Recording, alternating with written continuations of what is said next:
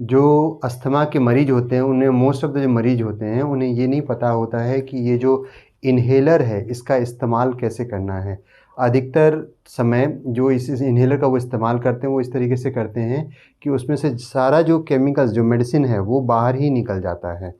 तो तरीका ये है कि ये जो इन्हेलर है इसको आप हाथ में रख लें, एक एक्सहेल करें, मतलब साँस आप बाहर ले रहे हैं, उसके बाद आप साँस रोक लीजिए, उसको मुँह में लगाया और साँस रोकने के बाद इसमें जो जितने एक्चुएशंस आपको बोलते हैं, यदि आपको 2 पफ बोला गया है तो आप इसको 2 बार दबाओगे और लगभग 10 टू 15 सेकंड्स जितनी देर आप अपनी साँस रोक सको उसको रोक के रखना है। इसमें फ़ायदा ये होता है कि ये जो मेडिसिन अंदर गया है ये एक तो आप साँस रोके रहते हो तो ये सारा जो मेडिसिन है वो आपके छाती में जाता है और बाहर नहीं निकलता है। तो आपको ये भी देखना है कि आप जो इसका इस्तेमाल कर रहे हो वो इस तरीके से होना चाहिए कि ये जो मेडिसिन है वो बाहर ना निकले।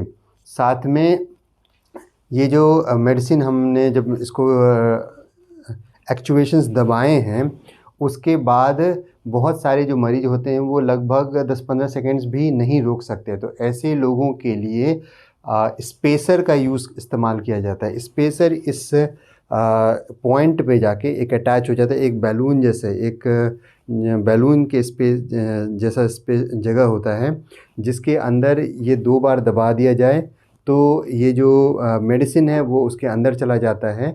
उसके बाद जो उसका जो दूसरा माउथ पीस है उसको मुंह के पास लगाया जाता है और जितने कम से कम 8-10 बार सांस अंदर बाहर किया जाता है। तो फिर ये जो मेडिसिन है इस स्पेसर के अंदर वो सांस में चला जाता है। तो इस तरीके से इन्हेलर और स्पेसर को यूज़ करते हैं। एक और आता है रोटाहेलर। रोटाहेलर एक छोटा सा मशीन रहता है जिसके अंदर जो कैप्सूल्स जो इस मेडिसिन की जो कैप्सूल होती है उसको अंदर डाल दिया जाता है, उसको रोटेट करने से वो कैप्सूल टूटता है और उसके अंदर जो मेडिसिन है वो उस रोटाहेलर के अंदर चला जाता है।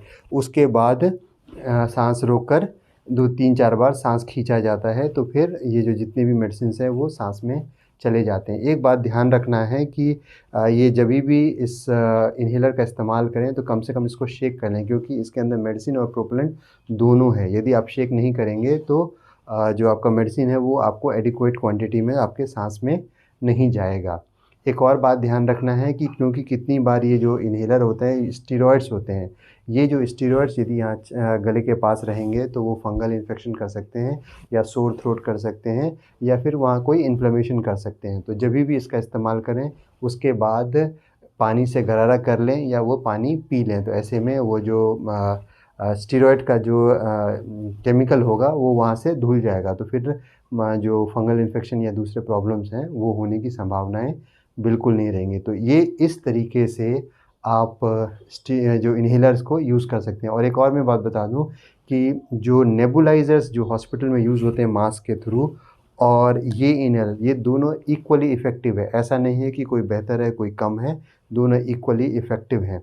तो घर के सेटिंग्स में आप इसको यूज़ कर सकते हैं और यदि आप हॉस्पिटल के सेटिंग्स में हैं तो आप इन्हेलर का इस्तेमाल करके जो दमा के मरीज़ हैं वो उनको आराम मिल सकता है। धन्यवाद।